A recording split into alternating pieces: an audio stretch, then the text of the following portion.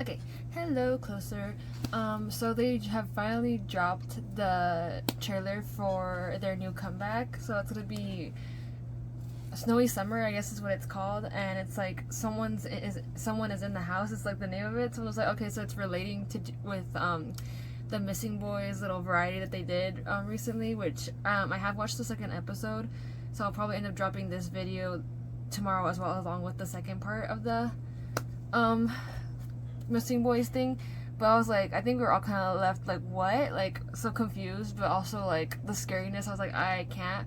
But I think it's kind of interesting how it's supposed to be like snowy and summer kind of vibes. I'm just like, okay. And then having to do with mystery, like it's so like interesting how they're mixing up everything together. But yeah, it's like literally like a 50-second like clip, so it's gonna be like a shorter video, y'all. But we're just going to go ahead and watch, and yeah.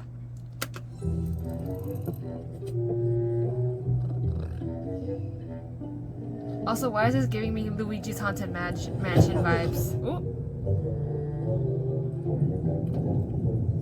Holy bubble tea. Not the Ouija board. Cut it.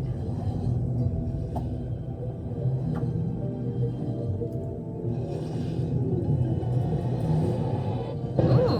Ooh. Ooh.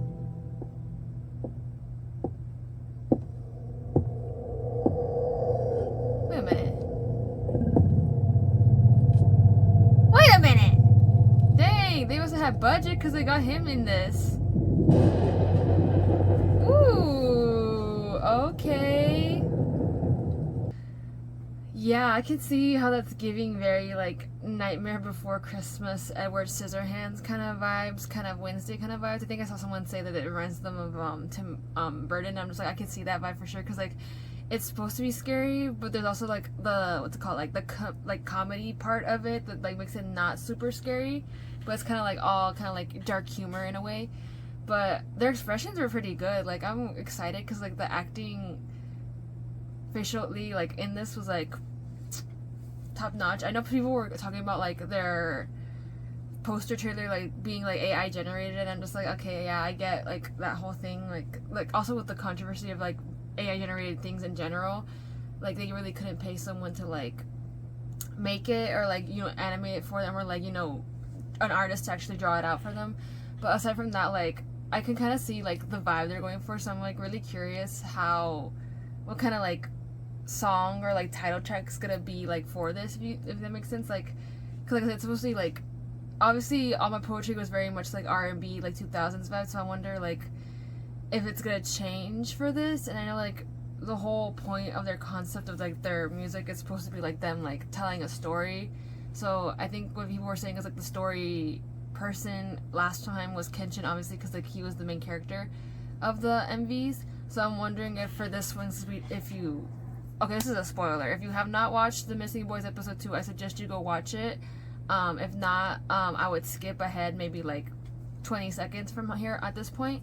But basically, if you did not watch episode 2, we got shown that it was the missing person, or like the person behind the whole thing of that like husband like being police officer, like trying to like go after a cop or something, was like possibly Sung-ho. Like that's how it ended, because he's like disguising himself like in different like things and like hiding and like kind of like trying to get these boys to like figure out stuff or whatever. I don't know. I was left a little bit confused. I think a lot of us were left like, whoa, like we were not expecting that. But I think he's gonna be our storyteller this time around for this comeback. I'm not entirely sure. Like that's just speculation because of how it ended. But that left me also curious because like how it's supposed to go and play with that, because apparently one of y'all told me that they do a variety for every time they do a comeback because it fits in with the story. And I'm just like, that's also a very interesting way to go about like doing a comeback, because it like draws you in as a like fan, or like if you're not a fan, you're just like kind of like, oh, like what's this, like interested, and then you end up finding out like, oh, it's like connected to what they're gonna do for like the next comeback in terms of concept wise.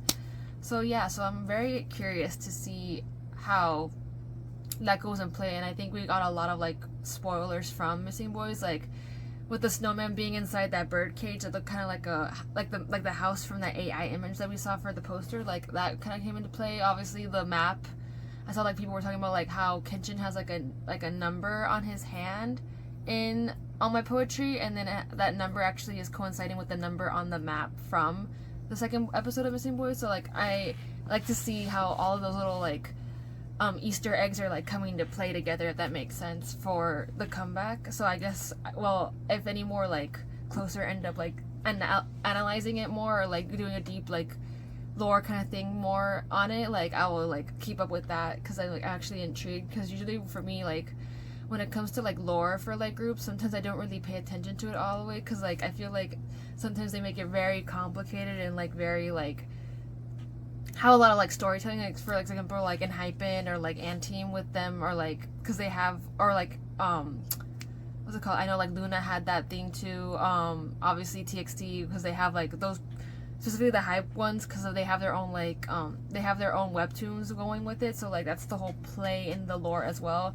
So like if you actually read the webtoons, like you learn more about the lore, but in that way like it feel like it drags it on longer, and sometimes I end up losing interest so quickly. But for this, I feel like since they're doing it like in tidbits and not really like full on story, it's like you're just kind of going off based what they're doing for like their variety show parts when with the comeback, if that makes sense.